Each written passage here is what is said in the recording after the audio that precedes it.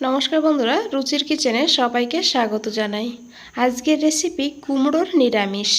কুমড়ো তো অনেকভাবে খেয়েছেন, তবে এইভাবে একবার এই কুমড়োর নিরামিষটি রান্না করে দেখুন। আর এইভাবে একবার বানালে বারবার কিন্তু বানাতে হবে। ভীষণই টেস্টি একটা রেসিপি। অনেকে কুমড়ো খেতে চায় না, তবে এইভাবে রান্না করে দেখবেন সবাই কিন্তু খাবে। চলুন রেসিপিটা দেখে নিয়ে যাক, আশা করি আপনাদেরও ভালো লাগবে।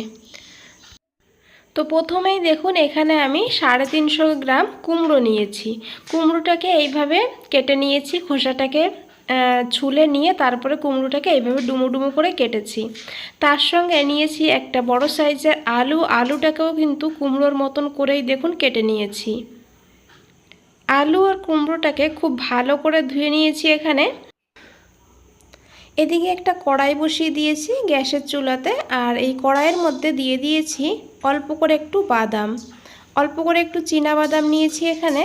আর এখন এই বাদামটাকে হালকা করে ভেজে নেব, একদম কিন্তু কালো করে ফেলবো না, হালকা হালকা এইভাবে যখন ভাজা হবে তখন কিন্তু এখানে দিয়ে দিতে হবে 1 চামচ পাঁচফোড়ন,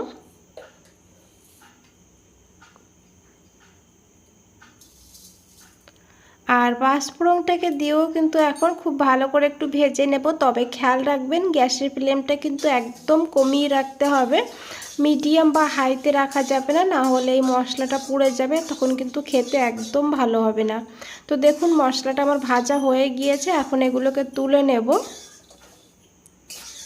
এখানে আমি তুলে নিয়েছি, তারপরে এটাকে কিন্তু ঠান্ডা করে নিতে হবে। আর এই কড়াইতেই আমি দিয়েছি 2 চামচ সর্ষের তেল। রান্নাটা আমি সর্ষের তেলেই করেছি, তবে সর্ষের তেলেই করার চেষ্টা করবেন।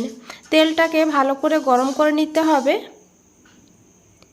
আর তারপরে এখানে দিয়ে দিতে হবে 2টো শুকনো লঙ্কা, আর নিয়েছি 2টো তেজপাতা, আর এখন দিয়েছি 1/2 চামচ পাঁচফোড়ন।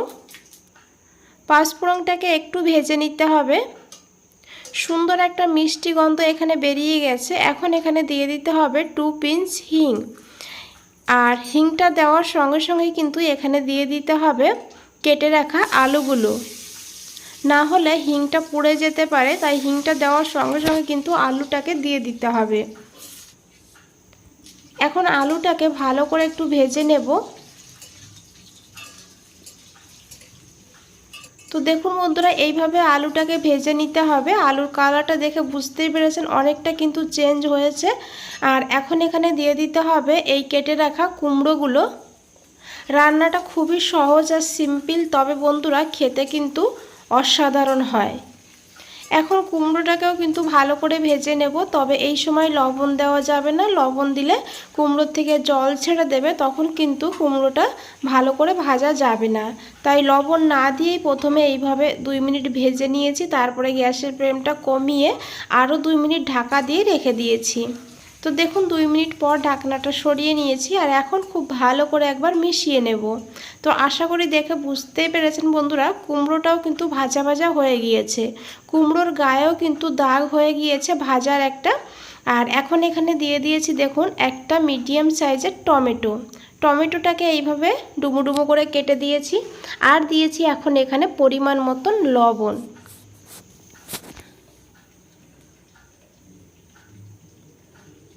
আর দিতে হবে এখানে 1/2 চামচ হলুদের গুঁড়ো, অল্প করে একটু দিতে হবে কাশ্মীরি লঙ্কার গুঁড়ো, এতে কিন্তু ঝাল হয় না, তবে কালারটা সুন্দর হয়। আর দিয়েছি এখানে অল্প করে একটু জিরের গুঁড়ো, খুবই অল্প দিতে হবে। এখন খুব ভালো করে এই মশলাটাকে এই সবজির সঙ্গে একটু ভাজা ভাজা করে নেব।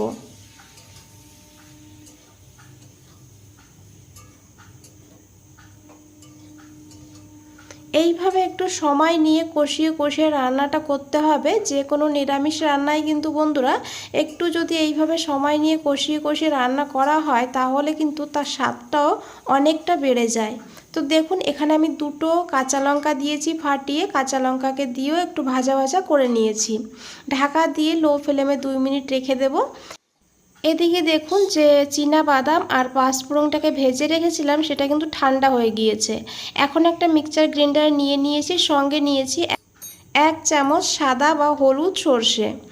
প্রথমেই দেখুন জল ছাড়া এইভাবে গুঁড়ো করে নিয়েছি, যেহেতু অল্প মশলা সেই কারণে আমি জল ছাড়া এইভাবে গুঁড়ো করে নিয়েছি। আর তারপরে দিয়েছি 2টো কাঁচা লঙ্কা, তবে ঝালটা আপনারা আপনাদের প্রয়োজন মতন নিয়ে নেবেন। আমি আগেও 2টো কাঁচা লঙ্কা দিয়েছি একটু জল দিয়ে একদম মিহি করে মশলাটাকে দেখুন বেটে নিয়েছি। এইভাবে মশলাটাকে একদম মিহি করে বেটে নিতে হবে।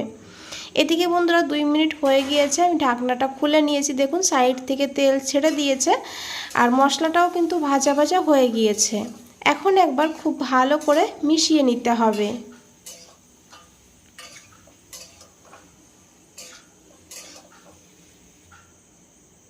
এখানে কিন্তু কুমড়োটা প্রায় 80% সিদ্ধ হয়ে গিয়েছে। দেখুন আলুটাও কিন্তু অনেকটা সিদ্ধ হয়েছে, আর খুব বেশি সময় লাগবে না রান্না হতে।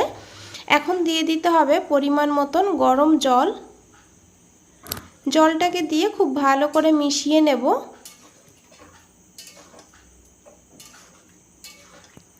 তো আপনারা যেমন ঝোল রাখতে চান সেইভাবে কিন্তু জলটা এখানে দিয়ে দেবেন। আর খুব ভালো করে এখানে দেখুন মিশিয়ে নিয়েছি। এখন এই ঝোলটাকে ভালো করে একটু ফুটিয়ে নিতে হবে। এইভাবে যখন ভালো করে ফুটে উঠবে তখন এখানে দিয়ে দিতে হবে এই বেটে রাখা মশলাটা। আর জারটা ধুয়ে একটুখানি জলও দিয়ে দিতে হবে, কারণ জারের গায়ে অনেকটা মশলা লেগে আছে। তাই অল্প করে একটু গরম জল দিয়ে আমি ভালো করে জারটা পরিষ্কার করে দিয়ে দিয়েছি। এখন খুব ভালো করে মিশিয়ে নিতে হবে। বন্ধুরা এই রেসিপিটা ভাত, রুটি, লুচি, পরোটা সব কিছুর সঙ্গে খেতে অসাধারণ লাগে। তো দেখুন দিয়ে দিয়েছি এখানে 1/2 চামচ চিনি। চিনিটা অবশ্যই দেবেন, যেহেতু কুমড়ো নিরামিষ তাই একটু চিনি দিলে খেতে খুবই ভালো হবে। খুব ভালো করে মিশিয়ে নিয়ে ঢাকা দিয়ে 5 মিনিট মিডিয়াম ফ্লেমে রান্না করব। 5 মিনিট পর ঢাকনাটা খুলে নিয়েছি আর এখন একবার খুব ভালো করে মিশিয়ে নেব। তো আপনারা এখানে এই কুমড়োগুলো একটু ভেঙে ভেঙেও দিতে পারেন, তাহলে কিন্তু একটু ঘন হয়ে যাবে। আর তাছাড়া এইভাবেও রাখতে পারেন। তো দেখুন আমি একটু কুমড়োগুলোকে হালকা করে একটু চেপে চেপে দিয়েছি। রান্নাটা কিন্তু এখানে হয়ে গিয়েছে। লাস্টে আমি দিয়েছি 1/2 চামচ সর্ষের তেল। তেলটাকে দিয়ে ঢাকা দিয়ে 2 মিনিট লো ফ্লেমে রান্না করব। তারপরে আরও 5 মিনিট স্ট্যান্ডিং টাইমে রেখে দেব। 5 মিনিট পর ফিরে এসেছি বন্ধুরা। আশা করি দেখে বুঝতেই পেরেছেন কতটা লোভনীয় লাগছে।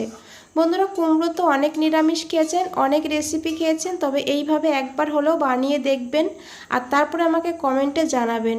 বন্ধুরা রেসিপিটা যদি ভালো লাগে অবশ্যই একটা লাইক করে দেবেন, চ্যানেলটাকে সাবস্ক্রাইব করে পাশে থাকবেন। নিচে বেল আইকনটা আছে প্রেস করে রাখবেন। যখনই নতুন কোনো রেসিপি দেব সবার আগে আপনাদের কাছেই পৌঁছে যাবে। তো বন্ধুরা আজ তাহলে এই পর্যন্তই। ফিরে আসছি নতুন কোনো রেসিপি নিয়ে। ভালো থাকবেন, সুস্থ থাকবেন। সবাইকে অনেক অনেক ধন্যবাদ এত সময় ধৈর্য ধরে রেসিপিটা দেখার জন্য।